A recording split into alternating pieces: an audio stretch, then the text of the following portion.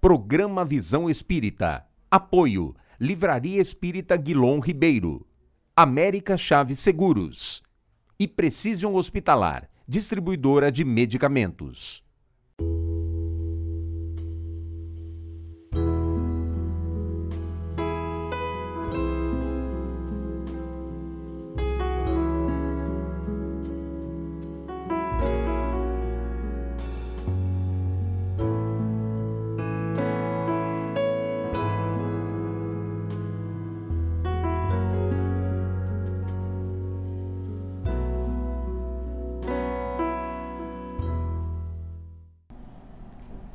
O programa Visão Espírita pede licença para entrar no seu lar e levar-lhe uma mensagem de fé, de otimismo e de esperança.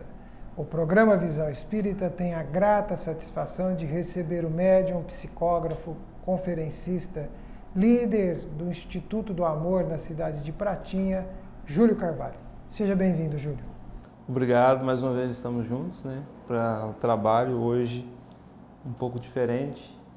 Vamos dizer, melhor, mas evoluindo para uma parte que estou achando muito interessante, esse projeto de vocês, Espiritismo para Todos, abrir o Espiritismo para todas as compreensões que estão querendo acessar essas informações. Acho muito importante, falo muito na Casa Espírita, nas Casas Espíritas da região nossa, que a gente precisa levar o Espiritismo para todos os pontos, e onde ele mais precisa. Então, é um prazer estar aqui novamente com esse projeto muito interessante, muito promissor. Júlio, o Espiritismo nasce com a mediunidade que desponta, no século XIX, na França, em todo o mundo, num trabalho de Allan Kardec, com médiuns jovens de 14, 17, 21 anos. E aí a figura do médium surge muito viva, muito real nesse contexto. Tem diferença de médium espírita para médium espiritualista? Ou todo médium espiritualista é espírita e todo médium espírita é espiritualista? Como é que nós podemos situalizar isto? Bom, o que dá característica para o médium no termo da palavra, é ele ser intermediário, ou seja, ele tem contato com um plano, ele tem contato com dois planos em que ele pode ser o intermédio desses dois planos. O médium espírita, ele precisa estar baseado nos ensinamentos espíritas. Então a gente vai buscar o quê? Mas é tão confuso, porque o livro dos médiuns, muitos médiuns iniciantes falam para mim, o livro dos médiuns é tão complicado de estudar, e os grupos de estudos nas casas espíritas estão cada vez menores, cada dia mais desinteressados. Eu acho melhor ler um livro que faz relatos de espíritos que fazem relatos de médiuns e aprender dessa maneira do que estudar basicamente Allan Kardec, mas você não pode praticar algo sem esse conhecimento. A gente não precisa de 5, 6 anos de faculdade para se especializar no assunto, mas a mediunidade ela não precisa dessa especialização, mas ela precisa de conhecimento. Então, quando você estuda a mediunidade com Kardec, com o Espiritismo, você tem ensinamentos fundamentais para não cair pelo caminho. Ou seja, é um manual, o Livro dos Médiuns, é um manual, eu estou citando o Livro dos Médiuns, mas as obras todas completas, Mas o Livro dos Médiuns, ele te dá uma base para você saber o que fazer com a sua mediunidade.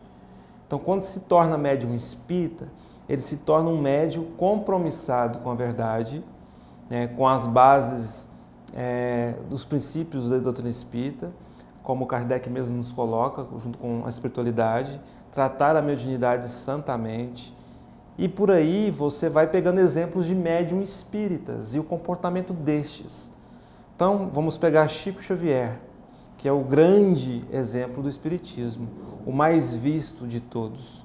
Quando você pega Chico, como que era a conduta de Chico Xavier? Como que era a conduta de outros médiuns, como Ivone do Amaral Pereira, grande médium espírita, por exemplo, que não tinha nada para dar certo. Porque, vejamos, ela era reencarnação, nas últimas 2 reencarnações antes de Ivone, ela tinha sido 2 vezes suicida.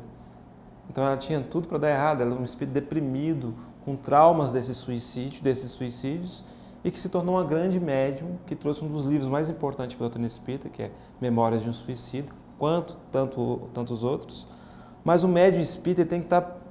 Ele, na verdade, fala assim, mas precisa de ser o quê, então? Qual que é a técnica para ser um médium espírita?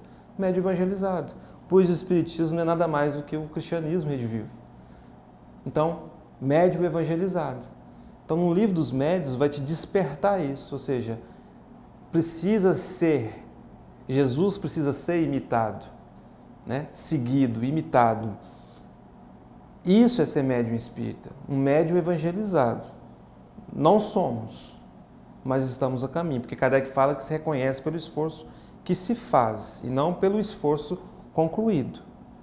Estando nesse caminho, o médium ele já consegue ter base espírita, porque o espiritismo, o cristianismo redivivo, basta seguir Jesus.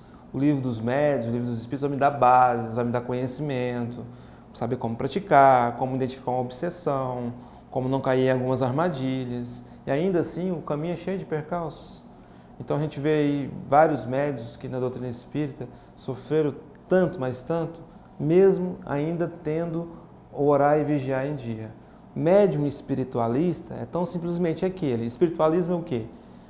Espiritualista é aquele que acredita nos princípios espirituais. Reencarnação, comunicabilidade dos espíritos. Tão simplesmente. Às vezes o médium espiritualista ele não tem nada do ensinamento do Cristo trabalhado.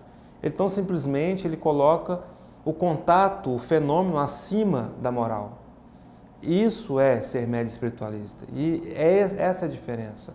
O médium espírita ele precisa estar muito baseado na moral, saber que ele não é nenhum missionário, que na verdade ele é um espírito endividado, que ele precisa colocar a moral do Cristo principalmente nele antes de ofertar o trabalho ao próximo. Médium espiritualista então simplesmente verifica o fenômeno acima da moral. É por isso que a gente vê muito no espiritualismo muitos mestres, pouco Jesus. Nós recebemos recentemente, Júlio, uma frase que o telespectador vai me perdoar por não dar a origem, mas eu vou descobrir o autor do texto, que diz assim: é preciso seguir o Cristo e não os cristãos, né? Porque existe uma diferença muito grande entre seguir o Cristo e seguir os cristãos. Mas voltando nesse mesmo aspecto do médium, porque a mediunidade chama a atenção de todos. A partir do momento que você tem uma janela, uma porta que se abre para dar a informação e a garantia de que a vida continua e que a vida tem os seus desdobramentos, né? Que ela tem as suas consequências pós esta que se tem aqui, que é a grande esperança do amanhã, né? Que todos carregamos. A mediunidade chama atenção, ela desperta, né? Ela traz para o médium uma exigência muito maior do que para aquele que não é médium. O que se exige de um médium de comportamento ético, de comportamento moral, é muito mais do que se exigiria de alguém que não tem essa faculdade exponenciada, potencializada? Não, porque todos nós estamos aqui para uma reforma íntima. Então, mas a cada um é dado segundo a sua capacidade e cobrado também. Então, se a gente fosse falar assim, o médium ele tem mais responsabilidade, a nossa responsabilidade ela aumenta à medida do nosso conhecimento, né? Porque se eu conheço a verdade, se eu conheço a luz, eu tenho o dever de divulgar a luz e não escondê-la. Quando o médium, no sentido de que o médium ele desenvolve uma tarefa, se comprometendo em ser intermediário, sua responsabilidade fica mais acentuada, logicamente. Mas a responsabilidade do Cristo em nós, ela é igual para todos. Mas a partir do momento em que eu me torno um intermediário, em que eu sou confiado a uma tarefa, eu tenho que fazer jus a essa tarefa dentro dos princípios básicos do cristianismo, do espiritismo, para que eu não venha a falhar. Porque Kardec mesmo fala que o melhor médium seria aquele que menos fosse enganado. Olha só. Então ele deixa bem claro que não é aquele que não se engana. Se a gente for estudar, por exemplo, a vida do Chico, a gente vê o Chico, no início da tarefa dele, um Chico triste, né? A gente encontra várias biografias do Chico, mas, na verdade, o Chico era uma pessoa ansiosa, inclusive, para não ter sua tarefa. Isso está muito claro quando, por exemplo, Emmanuel e ele combinam de 30 livros psicografados. E quando chega ao final de 30 livros, o Chico fala, e aí? E Emmanuel, 60. E quando chega no 60, o Chico, e aí? 100. Quando chega no 100, o Chico, e agora? Vou ser liberto disso? E Emmanuel fala, não, a gente resolveu desapropriar a sua vida. E o Chico vai e dá um gesto ali que ele não está satisfeito, porque ele fala assim, olha, e se eu não quiser? Se não quiser, a gente pode te desencarnar. Então você vê ali, por exemplo, que quando a sua responsabilidade ela vai sendo confiada para a espiritualidade, o seu nível de dedicação tem que ser maior também. A gente não pode comparar o próprio trabalho nosso, que é muito pequeno, há 5 anos atrás, há 10 anos atrás. Eu ainda brinco muito que o pessoal tinha mais tempo, hoje eu não tenho. Mas eu tenho que fazer jus a isso. Então, por exemplo, se alguma coisa acontece, eu preciso estar lá presente na instituição, se eu preciso fazer algum trabalho, eu tenho que lembrar que eu tenho a responsabilidade com o trabalho, eu tenho que ser responsável. Então, o nível de responsabilidade, ele cresce muito, ele se acentua muito. Por isso que é essencial um médium que quer trilhar o caminho seguro da mediunidade, estudar. Porque ele vai aprender que mediunidade não é glória, mediunidade é cruz. Júlio, uma coisa que chama muito a atenção, nós já ouvimos isso e você já deve ter ouvido. As pessoas, de um modo geral, que não são espíritas e até espíritas, né? Aproveitamos a oportunidade para deixar claro para você, nosso amigo telespectador, que o espiritismo aceita, professa e pratica todos os ensinamentos de Jesus que estão em o Evangelho segundo o Espiritismo. Nós espíritas também estudamos e lemos o Novo Testamento para conhecer melhor Jesus, os apóstolos, Paulo. Tudo isso é o dia a dia do espírita. O espírita tem esse compromisso, essa responsabilidade para com todos, inclusive para com ele mesmo. Mas, Júlio, chama-nos a atenção a expectativa e a imagem que se cria de um médium, principalmente quando ele ganha publicidade, ele ganha notoriedade, né? Ele é uma pessoa pública, ele já não é mais, ele é de todos. E aí é comum dizer, mas como pôde acontecer isso? Ele é médium. Como se o fato de ser médium desse um atestado, uma qualificação, uma atitude enobrecedora para aquela criatura, nosso irmão, né? Independente de qualquer coisa, que está nesta tarefa, que está nessa lide. De onde será que vem essa imagem que os outros fazem de entender que um erro de um médium tem uma dificuldade, tem uma exponencialidade de problema diferente de um outro? Por que você acha que isso acontece? O endeusar, né? A idolatria, que é um veneno, e é por isso que uma das maiores recomendações para os médiuns é neutralizar os adjetivos que eles recebem, não se transformarem em gurus. E quando a gente fala, por exemplo, dessa questão, as pessoas também aí, a gente quando vai interpretar dessa forma, a gente tem uma falha no estudo. Kardec deixa bem claro que a mediunidade independe da moral. Eu sou um instrumento, né? E eles com certeza eles vão usar o instrumento para auxiliar o necessitado. O instrumento, entretanto, não tem consciência da sua tarefa. Ele vai se perdendo aos poucos até esse instrumento se enferrujar, como uma enxada, que trabalha pouco, que é pouco usada, ou mal usada, ela vai também estragar. Então, o maior problema, não só do médium, como de todo religioso, e de todo mundo que ganha evidência, e tem um lado positivo dessa evidência, tem lados muito negativos. O maior problema é fugir à realidade, é não dar o direito de errar e quando errar colocar a culpa na religião, porque o problema não é a religião, é o religioso. Ainda ontem eu fiz uma postagem com essa frase: o problema nunca foi religião, o problema nosso é a nossa fraqueza moral. E aí eu posso ser um advogado, um médico. A gente vê todos os dias casos de pessoas muito bem informadas, muito bem formadas, com famílias com bases muito bem estabelecidas. E assim também a gente vai ver os abusos, a gente vê isso o tempo todo na história. Desde os princípios do cristianismo, né? Jesus não conviveu, por exemplo, com Judas, que o traiu. Ou seja, Judas tinha ali a presença do Mestre. Imagina, a gente ter a presença de Jesus e você ainda se perder sendo companheiro de Jesus. Ou seja, Jesus te escolheu para andar com Ele. E ainda assim você se perdeu por isso. Então o problema são as nossas fraquezas. A nossa propensão ao erro é muito grande, muito grande. E aí a gente tem que saber diferenciar uma coisa da outra, porque todos estamos sujeitos ao erro, né? Mas quando a criatura erra, a pessoa quer generalizar a culpa, né?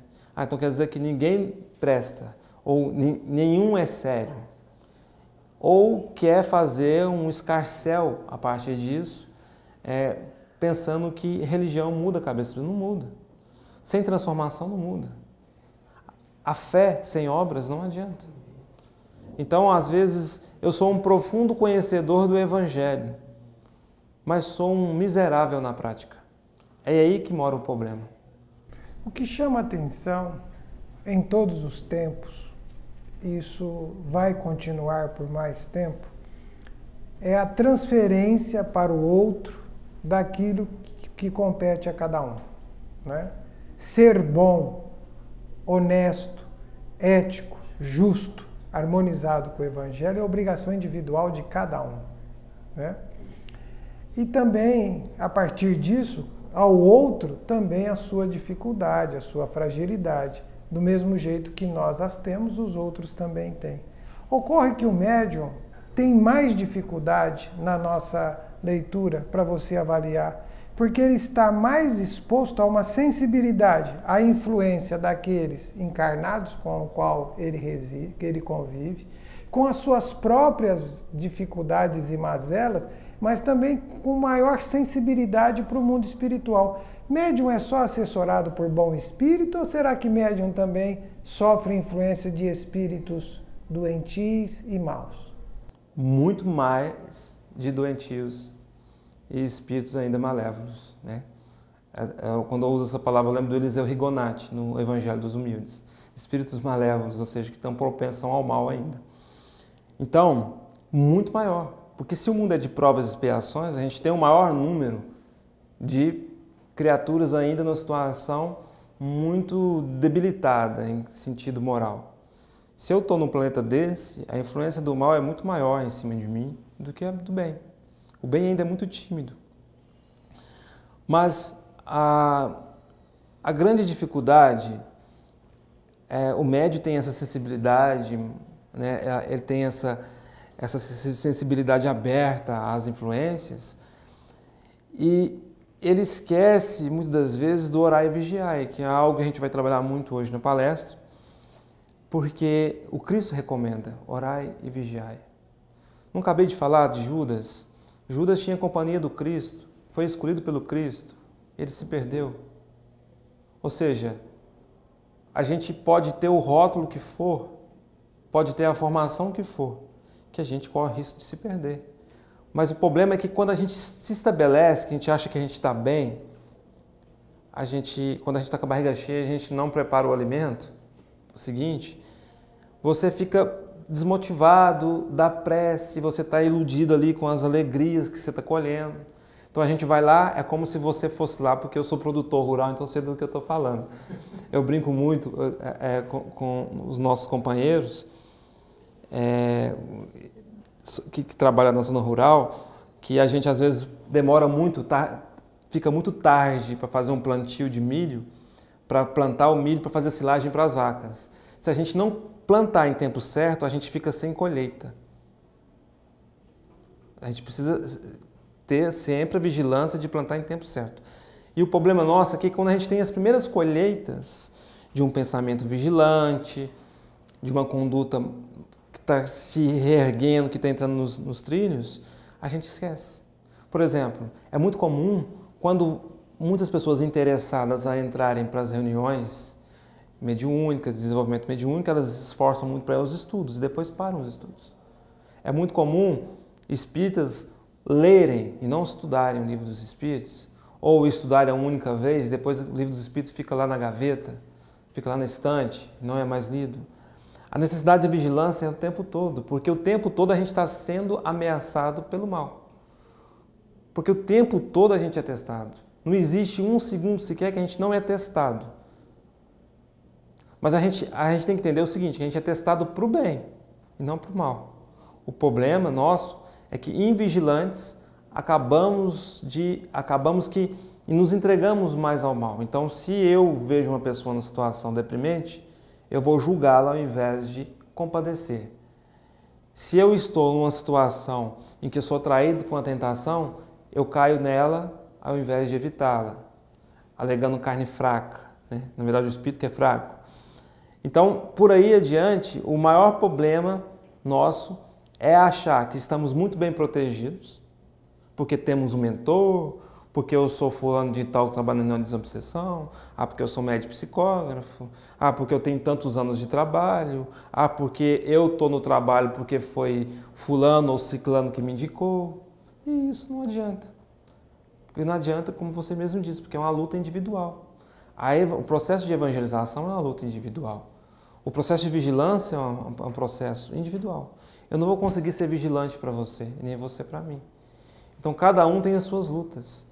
E o médium, ele tem muito mais sobre ele uma carga negativa do que positiva, porque ele mesmo atende aos sofredores. Então, ele precisa entender que ele é um servo e que ele precisa estar ligado a Deus diretamente, né, em oração, em vigilância, para que ele consiga realizar esse empenho dele com boa fé, com uma boa dinâmica, de uma forma saudável. A partir do momento em que eu começo a entrar na doença dos outros que eu atendo, que eu começo a entrar na invigilância, aí sim eu vou ser guiado por entidades infelizes e o meu caminho tende a ser infeliz da mesma forma. Júlio, a mediunidade é para muitos de nós a tarefa escolhida pelos compromissos que tivemos outrora com o Evangelho. Há, espalhado por todo o planeta terrestre, inúmeros espíritos comprometidos com o seu bem através do próximo, do qual eles precisam trabalhar para o próximo pelo seu próprio bem e automaticamente pelo seu próprio bem para o próximo. São compromissos assumidos com o Cristo, com o crescimento e com a evolução do sentimento e moral deste planeta Terra. Os médiuns, muitos médiuns que se destacam desde uma evidência pública muito grande até dentro da sua casa espírita ou até dentro dos seus ambientes, né? Como agir na mediunidade com Jesus? A própria palavra já fala, se é com Jesus, é entender Jesus em primeiro passo. E lembrando que o fato de estar com Jesus, de trabalhar com Jesus, não é fácil. Porque Jesus mesmo deixa bem o recado. Pegai tua cruz e siga. Ou seja, a tua cruz. A coisa não vai ser tão boa assim não. E siga-me. E quando Jesus quis dizer siga-me, ele disse, siga os meus passos. Então vamos para os passos de Jesus. O que aconteceu com Jesus quando veio divulgar o amor? Não é? Jesus foi incompreendido, Jesus foi o tempo todo perseguido, Jesus foi o tempo todo também aplaudido, mas Jesus demonstrou ainda que aquelas mesmas pessoas que aplaudiram quando ele entrava em Jerusalém, foram as mesmas pessoas que depois o julgaram, né? Que haverá momentos de solidão, momentos de provações, mas que você tem que ser sempre os princípios cristãos sempre têm que estar em evidência. Então, o que importa o mundo, né? O que importa o mundo se eu estou seguindo o caminho do Cristo, perdoando, amando, divulgando coisas boas. Então a gente vê hoje em dia uma dificuldade em nós que é do individualismo. E aí a gente deixa de seguir Jesus. Porque quando, por exemplo, assim, eu falo assim, não, a gente tem que seguir Jesus, mas a época está muito difícil, vamos tirar esse ensinamento aqui, vamos esquecer que Jesus pediu para perdoar os inimigos e vamos fazer com que os inimigos sofram. Então, seguir Jesus é difícil, porque ele trabalha com a gente por dentro. Você tem que abaixar a cabeça e pensar assim, meu Deus, o que eu estou fazendo? Porque quando ele fala, orai por aqueles que vos perseguem, né? Fazer o bem ao próximo, fazer ao outro o que gostaria que fosse feito, sede dóceis, sede caridosos. Então é seguir esses passos do Cristo. É isso, é seguir os passos do Cristo. Então, mediunidade com Jesus, uma mediunidade evangelizada, que atende a quem quer que esteja numa situação difícil, oferecendo o melhor que se tem. Seja o médium passista, seja o psicólogo, não existe mediunidade melhor que a outra. Isso é uma mentira que se cria, não existe médium que destaca melhor que o outro. Eu conheço um médium, por exemplo, peço licença para falar, que eu acho que esse médium segue Jesus, e ele é conhecido simplesmente por pessoas que vão lá para reclamar com ele. E um dia eu estava numa situação muito difícil, e o Frederico, meu mentor, falou assim, vai lá e procura esse senhor. Eu fui lá e conversei com ele, ele me deu um show de orientação. Ele vive numa zona rural, esquecido, é um anônimo, mas talvez um dos espíritos mais grandiosos que eu já conheci. Mas ele segue a mediunidade com Cristo, dentro da tarefa dele. Imagina se ele fosse falar assim, não, eu não posso ser um médium com Jesus, porque eu não tenho uma tarefa em evidência. Mas ele dá o melhor que tem, porque está confiado a ele. Ele atende todo mundo que chega lá na rocinha dele, oferece um cafezinho, e está sempre disposto a ouvir, que é uma coisa que a gente tem que aprender muito hoje na Casa dos Espíritos, ouvir o próximo. E ele sempre tem algo a oferecer de Jesus. Esse é o médium com Jesus, essa é a mediunidade com Jesus. Oferecer algo do Evangelho para quem chegar nessa fonte, né? Essa fonte mesmo falível, que mesmo cheia de problemas, que mesmo carregando essa cruz difícil que o Cristo nos solicita, consegue ainda oferecer tudo que o Cristo ofereceu. Não na dimensão do Cristo, mas não traindo o Cristo nesse momento. Então é não divulgar a guerra, é não dar propensão ao mal, é sempre o amor e sempre a caridade acima de tudo. O programa Visão Espírita chega ao seu término, agradecendo ao Júlio Carvalho pelas palavras, pela colaboração, e deseja a todos os nossos telespectadores algo muito importante. Cuidado quando resolver atirar a primeira pedra. Muito cuidado. Nós talvez tenhamos tanta culpa quanto tantos que seguem o caminho. Portanto, perdoai, hoje, agora e sempre.